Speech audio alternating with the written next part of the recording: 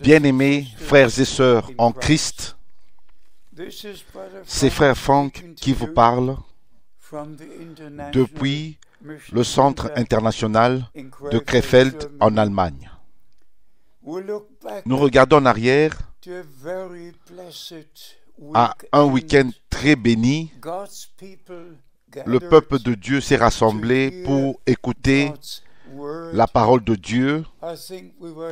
Je crois que nous nous sommes rassemblés de 22 nations différentes et bien-aimés. Le Seigneur a béni d'une manière très puissante et nous n'avons fait que distribuer, partager la parole précieuse et le message de l'heure, sachant que le retour de Christ, la seconde venue de Christ est très proche. Nous voyons les prophéties bibliques s'accomplir, accomplies avec Israël, avec les nations, avec l'Église, avec l'épouse de Christ. Notre devoir est de distribuer, de partager les enseignements originaux des apôtres, parce que la promesse est que Dieu enverra quelqu'un comme Élie pour rétablir toutes choses, pour nous ramener au fondement originel qui avait été posé par les apôtres et les prophètes. Une restauration pleinement complète dans le corps de Christ. Notre Seigneur est le premier et le dernier. Et dans l'Église du Nouveau Testament, à la fin, ça doit être comme l'Église était au commencement même. Et nous avons la promesse, les promesses, que ce soit dans Zacharie, chapitre 10, au verset 1, que nous devrions prier pour la pluie du printemps, et aussi dans Jacques chapitre 5, verset 7. Et nous croyons que Dieu a envoyé son serviteur et prophète pour nous apporter le message. Et quand il a repris son serviteur dans la gloire, par la grâce de Dieu, j'ai pu apporter le message, la véritable parole originale de Dieu dans toutes les nations sur la terre, tout autour de la terre. C'est ainsi que l'Écriture fut accomplie. Premièrement, l'évangile de Jésus-Christ doit être prêché à toutes les nations. Dans toutes les nations, alors viendra la fin. Certains vont le recevoir en tant que témoignage et les autres vont sortir et être restaurés et être préparés pour le retour de Christ. Ce qui me blesse vraiment profondément, c'est de savoir qu'il y a des diverses interprétations des déclarations que frère Branham a faites. Et bien aimé, je l'ai dit à plusieurs reprises, j'ai connu frère Branham personnellement pendant 10 ans. Et pour mentionner seulement cette expérience, en décembre 1962, quand il a dit « Frère Franck, peux-tu prêcher à ma place à Los Angeles avec Demos Shakarian à la réunion des hommes d'affaires chrétiens? Je ne peux pas aller parce que, à cause d'une vision que le Seigneur m'a montrée, d'une vision que le Seigneur m'a donnée, il y a de cela 6 mois, je dois faire mes bagages et aller en Arizona à cause de la vision que le Seigneur m'a montrée. Ainsi, il m'a demandé d'aller à Los Angeles et de prêcher à sa place à la cafétéria Clifton. Bien-aimé, je connais ces choses que Dieu a faites, mais ensuite, quand une clé a été envoyée de Jeffersonville vers des frères pour ouvrir les Écritures, ouvrir Apocalypse chapitre 10, verset 7, ou Luc chapitre 17, au verset 30, ou Zacharie, ou toutes les autres Écritures. Mais bien aimé, je dois dire ceci, dans le nom du Seigneur, vous avez besoin d'un appel divin pour exécuter un ministère dans la volonté de Dieu. Autrement, nous rendons un service à Dieu sans que ce soit sa volonté. Et c'est ainsi que je dis ceci avec respect envers Dieu et aussi avec l'appréciation du ministère, avec l'estime que j'ai du ministère de Frère Branham. Je dois mettre l'accent que ce n'est pas suffisant de mettre l'accent sur Luc chapitre 17, verset 30. Vous devez lire tous les versets jusqu'au verset 29.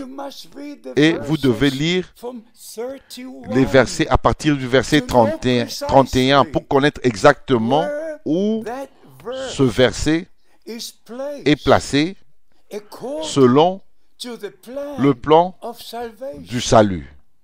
De la même manière, si vous lisez Zacharie, chapitre 14, verset 7, il y aura de la lumière au temps du soir. Vous devez lire Zacharie, chapitre 14, verset 1, qui dit « Le jour du Seigneur vient ». Vous devez lire verset 5, où il est dit qu'en ce jour-là, que ses pieds se poseront sur la montagne des Oliviers. Avant de lire le verset 7, vous devez lire le verset 1 et verset 5.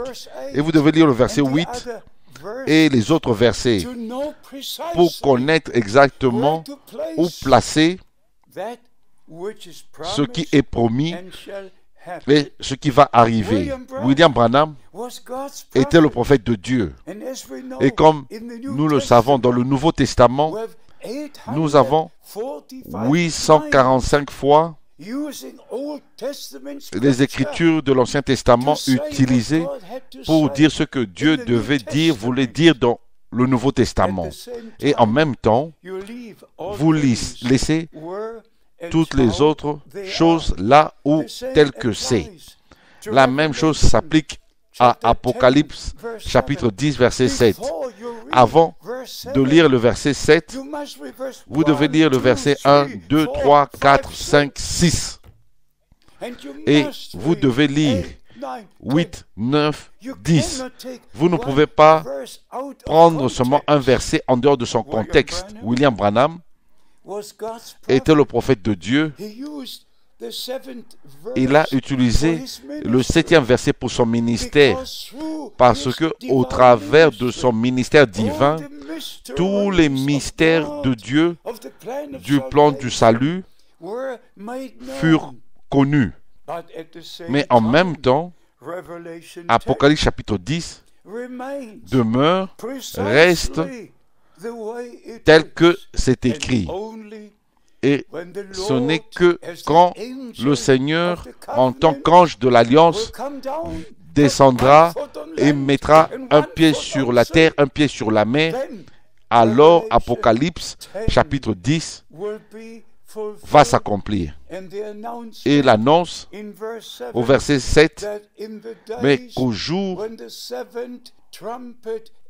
où le 7e ange de trompette va sonner, le mystère de Dieu sera accompli.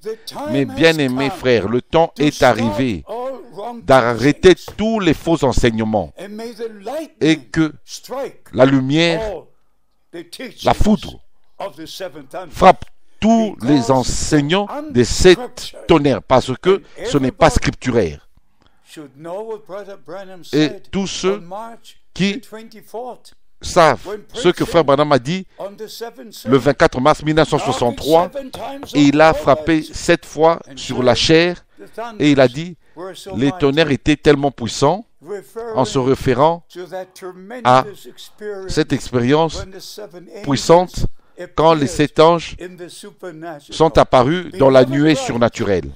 Mes bien-aimés frères, quand le temps arrivera que vous allez respecter la parole de Dieu et placer tout ce que le prophète a dit dans le plan du salut selon la parole de Dieu et arrêter toutes vos interprétations, les égarements du peuple. Ce n'est que si vous êtes dans l'élection que vous allez respecter la parole de Dieu.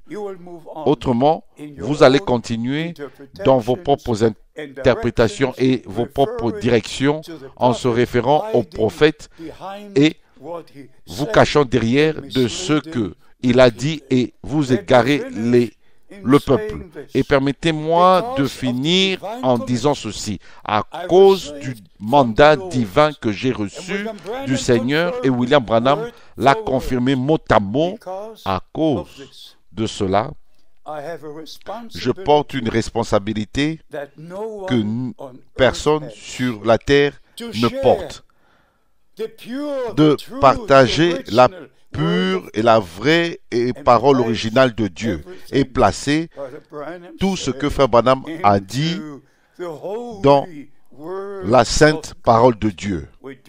Nous n'avons pas 2 choses, nous avons une chose. Le message est la parole et la parole est le message.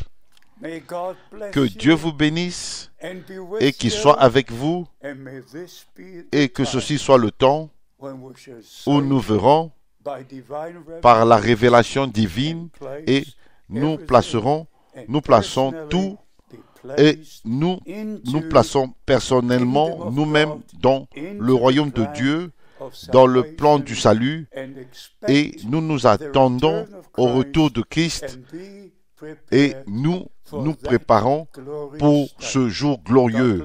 Que Dieu vous bénisse et qu'il soit avec vous dans le saint nom de Jésus. Amen.